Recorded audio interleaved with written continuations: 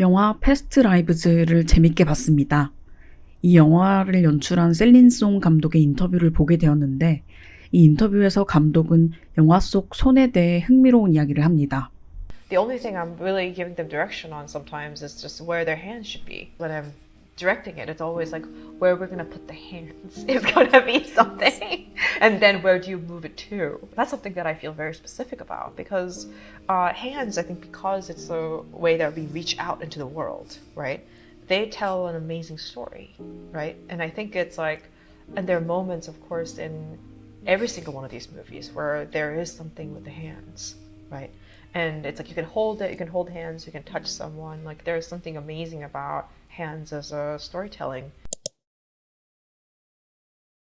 2014년 영화 배급사 크라이테리온은 유튜브 채널에 브레송의 손 핸즈 오브 브레송이라는 4분 13초짜리 영상을 업로드했습니다. 이 영상은 로베르 브레송의 영화 속에서 손이 클로즈업된 장면들만을 모아 만든 것이었습니다. 이 장면들엔 인물의 얼굴은 보이지 않습니다. 비누를 건네고, 술을 따르고, 깨진 유리 조각을 치우고, 돈을 세고, 차에 시동을 거는 손만이 화면을 가득 채우고 있습니다. 로베르 브레송은 1940년대부터 1980년대까지 활동한 프랑스의 전설적인 영화 감독입니다. 로베르 브레송의 목표는 세상을 닮은 평행 세계를 만드는 것이었습니다. 그는 이 과정과 결과물을 뜻하는 시네마토그래프라는 단어를 만들고 그것을 움직이는 이미지들과 소리를 가지고 하는 글쓰기라고 정의했습니다. 예민한 관찰자이자 까다로운 편집자였던 그는 이미지와 소리들을 모아 신중하게 직조한 영상으로 세상을 표현했습니다. 그리고 마치 고대 생물의 뼈를 발굴해내 표본을 만드는 생물학자처럼 그 모든 과정에 조심스럽게 접근했습니다. 브레송은 기존 영화들이 인간을 담아내는 방식이 잘못됐다고 생각했습니다. 훈련된 배우들이 만들어내는 움직임과 목소리는 가짜라고 여겼고 자신의 영화에는 연기 경험이 없는 일반인들을 기용했습니다. 그는 인간의 몸짓과 말투가 인간 이성의 사유나 의지의 결과물이 아니라 감각기관의 반응이라고 생각했기에 그것은 자동 반사적인 것에 가까워야 한다고 보았습니다. 브레송은 이와 관련해 특히 16세기 프랑스 철학자인 몽테뉴의 말을 자주 언급했습니다. 우리는 우리의 머리카락에게 곤두서라고 명령하지 않는다. 우리의 살갗에게 욕망이나 불안감으로 떨라고도 명령하지 않는다. 손은 툭하면 우리가 지시하지 않은 곳을 향한다. 브레송은 또한 이런 말도 했습니다. 우리의 눈과 귀가 강하게 원하는 것은 진실을 말하는 사람이 아니라 진실한 사람이다. 이처럼 브레송은 인간의 꾸밈없는 진실을 영화에 담아내는 것에 집착했습니다. 그는 인간 내면의 본질이 어떤 필토나 왜곡도 없이 자신의 영화 속 인물의 움직임과 말투에 투영되기를 바랐습니다. 그리고 그 본질은 무엇보다도 인간의 손을 통해 표현된다고 믿었습니다. 브레송의 영화는 금욕적이고 절제된 스타일로 잘 알려져 있는데 시종일관 절제된 분위기 속에서 클로즈업된 인물의 손은 감정의 유일한 분출구처럼 느껴집니다. 그의 영화에서 손, 그 모양과 위치, 모든 작은 움직임은 그 어떤 대사보다도 많은 것을 말합니다. 프라도 미술관은 엘 그레코의 작품을 원없이 감상할 수 있는 세계에서 몇 안 되는 장소 중 하나입니다. 그의 강렬한 종교화들을 한참 올려다보며 전시실 사이를 헤매다가 문득 한 벽 앞에서 발길이 멈췄습니다. 비교적 한산한 공간의 벽면에는 1m도 채 되지 않는 흉상초상화 6점이 다닥다닥 걸려 있었습니다. 후기 작품들에 비해 비교적 현실적이고 전통적인 화풍으로 그려졌지만 단번에 엘 그레코의 그림이라는 것을 알아차릴 수 있었습니다. 그 초상화 6점 중에서도 유독 시선을 붙잡는 그림이 있었습니다. 바로 이 그림, 가슴에 손을 얹은 기사였습니다. 이 그림에 유난히 눈길이 간 것은 무엇보다도 인물의 손 때문이었습니다. 굳게 담은 입, 무표정한 얼굴, 정적인 자세, 검은 옷, 정제되고 절제된 분위기 속에서 가슴 위에 얹힌 손이 유난히 두드러져 보였습니다. 이 손은 나 할 말이 있으니 들어봐 라고 말하는 듯 저를 붙잡았습니다. 그림에서 한 발짝 물러나 손바닥으로 그 남자 손 부분을 가려보았습니다. 그러자 완전히 다른 그림이 되었습니다. 그림 속 남자는 힘을 주어 손가락을 펴고 있습니다. 중지와 약지는 모아져서 옷깃을 누르고 있는 듯 보이기도 하고 심장의 위치를 가리키는 듯도 합니다. 로베르 브레송의 영화에서처럼 정교하게 배치되고 섬세하게 묘사된 이 손은 인물의 감정을 그 어떤 표정보다도 강하게 드러냅니다. 이 그림에서 그 감정은 바로 어떤 확신과 결의입니다. 이 남자의 손에서는 어떤 머뭇거림이나 의심도 보이지 않습니다. 자신이 믿고 전념하고 헌신하고 있는 것에 대한 자부심, 확신 있는 사람에게서만 볼 수 있는 손짓입니다. 이 장중한 제스처는 어떤 이에게는 경건하고 진지하게 느껴질 수도 있고 또 어떤 이에게는 오만함이나 허세로 다가올 수도 있을 것입니다. 엘 그레코의 이 초상화에서 인물의 내면을 드러내는 또 하나의 장치가 있습니다. 바로 눈입니다. 우리가 사람의 눈에서 감정을 읽어냈다고 말할 때 사실은 눈 주변의 표정에서 힌트를 얻은 것인 경우가 많습니다. 눈썹을 치켜 올렸다면 놀람을, 눈을 개슴츠레 뜨고 눈알을 굴린다면 의심을, 미간을 찌푸려 주름이 졌다면 불만을 읽어내는 식이죠. 그렇지만 이 그림 속 남자의 눈 주변 표정에서는 어떤 색도 온도도 느껴지지 않습니다. 무표정에 가까운 이 얼굴에서는 오히려 아무런 감정을 읽어내기 어렵습니다. 그럼에도 불구하고 우리가 이 남자의 눈에서도 확신과 결의를 느낄 수 있는 것은 바로 그 시선의 방향과 시선의 밀도 때문입니다. 남자는 앞에 선 누군가를 정면으로 마주하며 똑바로 쳐다보고 있습니다. 그리고 반짝이는 눈에서 힘주어 시작되는 그 시선은 그 밀도가 줄어들거나 초점이 흐트러지지 않고 상대방까지 도달합니다. 적어도 앞으로 몇 분간은 상대방으로부터 눈길을 거두지 않겠다는 의지가 느껴집니다. 그림 속 남자는 화가 앞에 섰을 때 캔버스 너머 이 그림을 바라볼 관람자들을 의식했던 것 같습니다. 그리고는 손으로 드러낸 자신의 확신과 결의를 그들이 읽어냈는지를 묻는 듯 바라봅니다.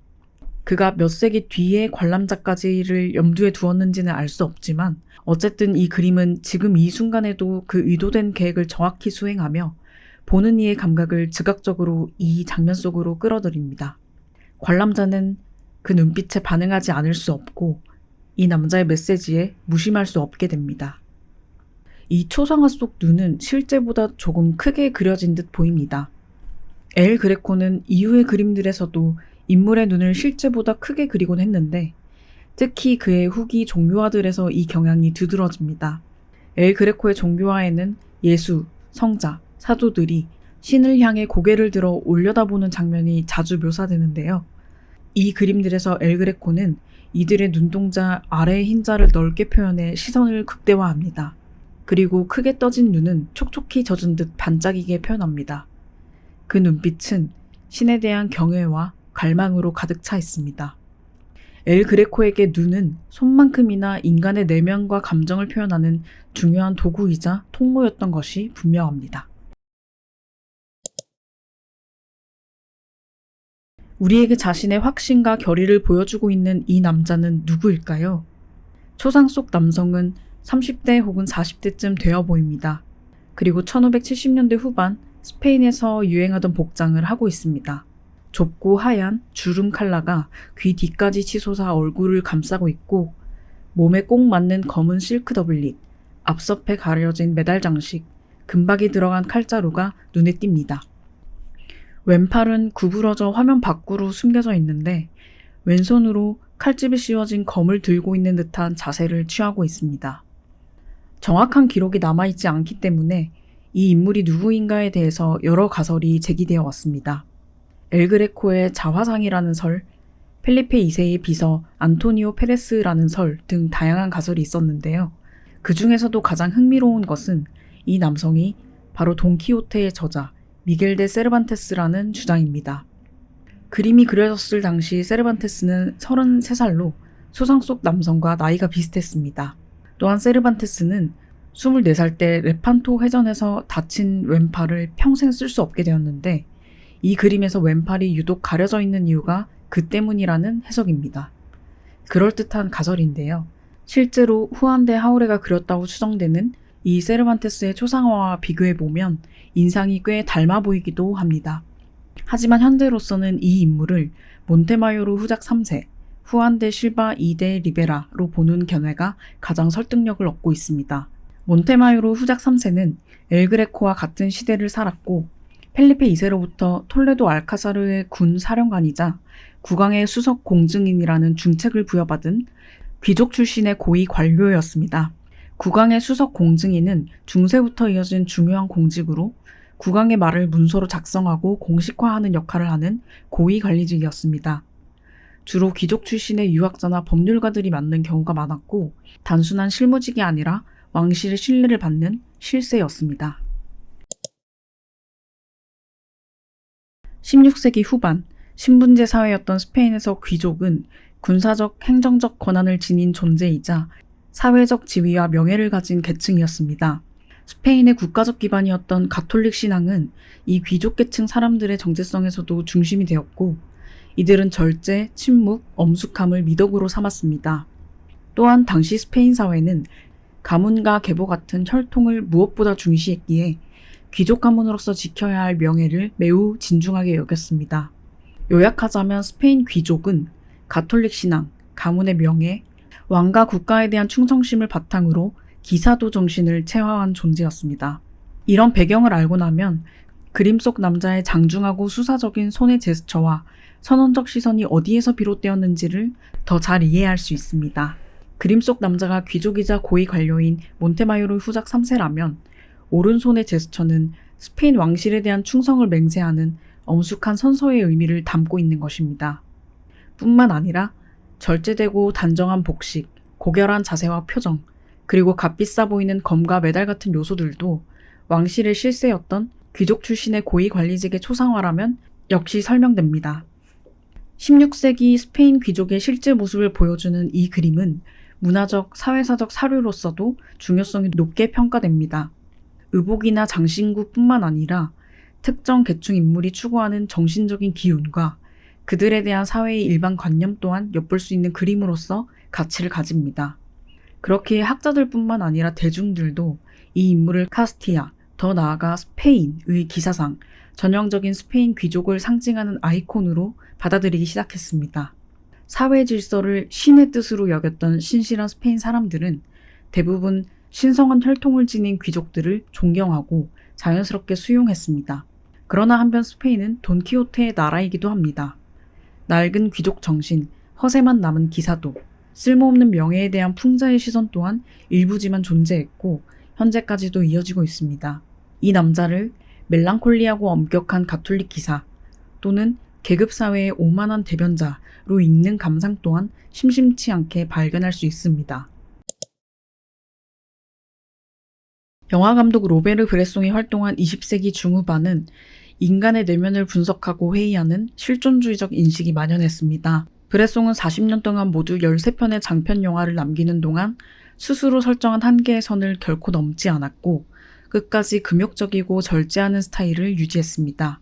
작품 속에서 인물의 손, 목소리, 몸의 움직임 속에 인간 내면의 진실을 꽉꽉 채웠지만 결코 그 감정이 쏟아져 나오거나 분출되게 하지 않았습니다. 대신 내면의 침잠을 통해 진실을 그리려 했습니다. 브레송의 손은 여전히 문을 열고 연필을 쥐면서 인간의 심리를 드러냈습니다. 반면 엘그레코가 활동한 16, 17세기 스페인은 가톨릭 개혁과 신비주의가 팽배하던 시기였습니다.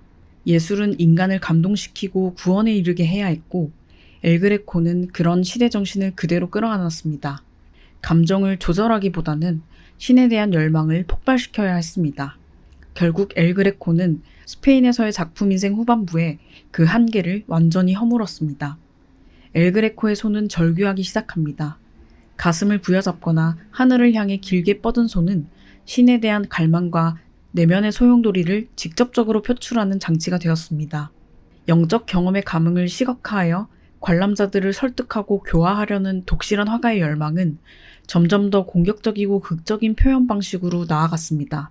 극단적인 표현주의로 향하는 엘그레코의 후기 종교화들은 길게 늘어지고 휘어진 인간들이 소용돌이 치는 구름 속에서 부유하며 강한 감정에 압도되어 있습니다. 과거에는 가슴 위에 얹힌 손을 통해 절제된 방식으로 표현되던 내면과 감정들이 이제는 무절제한 선과 색으로 폭발하듯 터져 나옵니다. 로베르 브레송과 엘그레코 둘은 결국 완전히 상반된 방식으로 감정의 진실을 다루게 되었지만 궁극적으로는 둘 다 인간 내면에 다가가기 위해 치열하게 고투한 예술가들이었습니다.